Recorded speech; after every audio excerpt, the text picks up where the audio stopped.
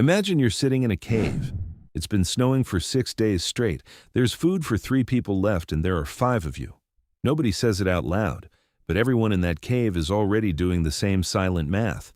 You'd expect the darkest thing ancient humans did to survive winter to be a single violent act. A fight, a hunt gone wrong, one terrible moment. It wasn't.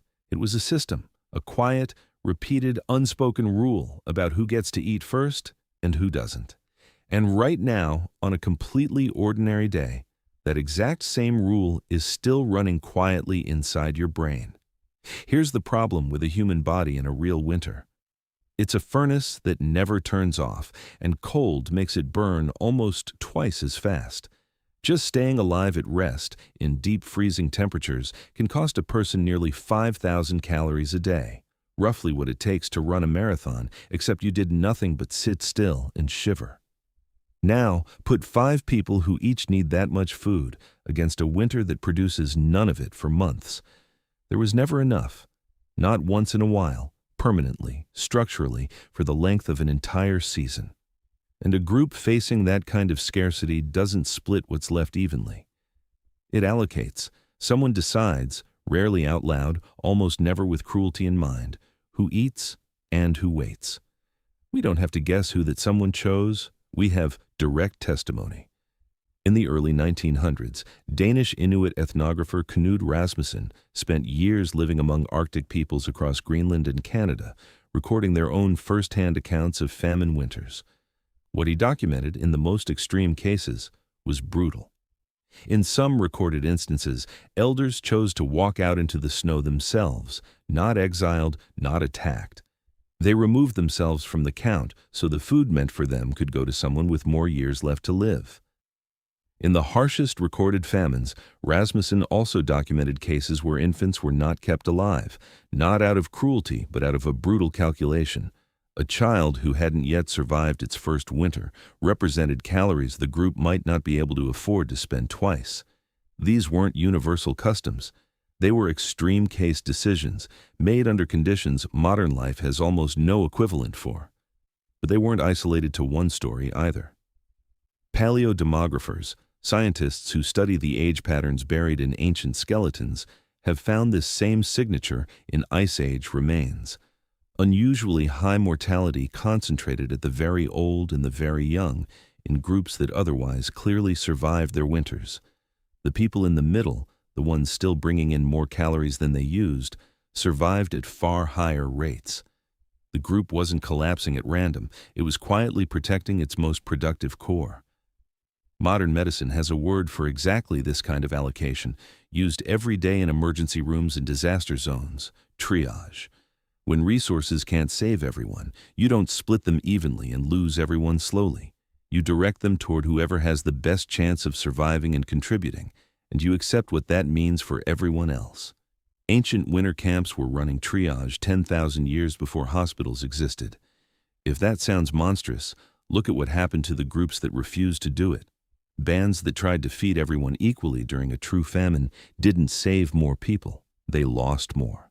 Split evenly, everyone weakens together. Nobody has the strength left to hunt, to travel, to survive the next storm. The bands that made it through the Ice Age, generation after generation, were disproportionately the ones willing to make the coldest calculation and keep functioning afterward. That's not a flattering origin story, but it's very possibly the true one. The instinct to protect a group's productive core, even at devastating cost to its most vulnerable members, isn't a modern policy or a wartime tragedy. It's one of the oldest decision-making patterns our species has, because the groups that didn't run it simply didn't leave descendants. Here's where the ancient story stops being ancient.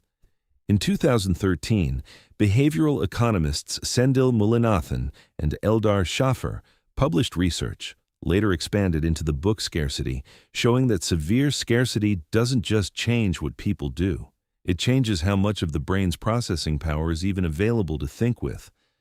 Under measurable scarcity, people's problem-solving capacity dropped by an amount comparable to losing a full night's sleep, simply because the brain was busy running the math of not having enough. Scarcity doesn't make people cruel. It quietly forces the brain to run an old automatic program. Allocate first, explain later, if ever. You have run this exact program, and the mechanism is identical, even when the stakes look nothing alike. In an overwhelming week, you stop calling back the friend who isn't a priority right now. At work, a struggling colleague quietly stops getting your attention, and nobody ever discusses it out loud. It just happens. You didn't sit down and decide to deprioritize them. Your brain looked at what little time and energy you had left, and quietly ran the same allocation your ancestors ran in that cave. And here's the part that should genuinely unsettle you. The instinct that once kept your ancestors alive is now, mostly, just making people lonelier. We triage relationships the way they triaged food, and we give it softer names: busy, boundaries, not enough bandwidth. In the cave, that allocation was the difference between a group living or dying.